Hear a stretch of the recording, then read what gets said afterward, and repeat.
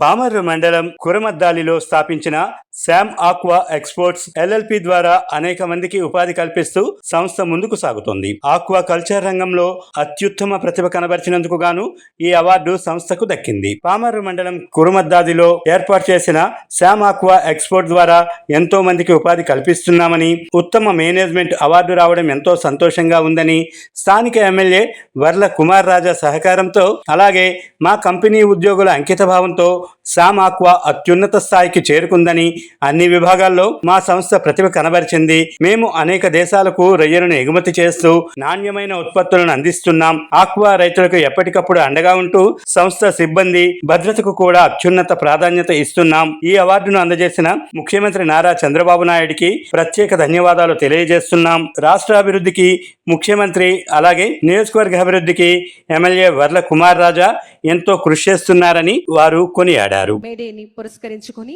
ఉత్తమ యాజమాన్యం పురస్కారాన్ని గౌరవ ముఖ్యమంత్రి వర్యులు గౌరవనీయులు శ్రీ నారా చంద్రబాబు నాయుడు గారి చేతుల మీదుగా అందుకోవడం జరుగుతోంది.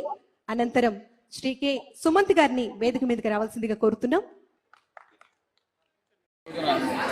మన ప్రీతం ముఖ్యమంత్రి చంద్రబాబు నాయుడు గారి చేతుల మీదుగా మా Sam aqua exports shrimp processing ప్లాంట్కు అవార్డు రావడం ఎంతో గర్వకారణం. షింప్ ప్రాసెసింగ్ ప్లాంట్లో లోకల్గా ఉన్న రైతుల వద్ద నుంచి వేల టన్నులు సేకరించి దాన్ని ప్రాసెస్ చేసి ఎక్స్పోర్ట్ చేస్తున్నాం. మా దగ్గర సుమారుగా 1000 మంది నుంచి 1500 మంది వరకు వర్క్ చేస్తున్నారు.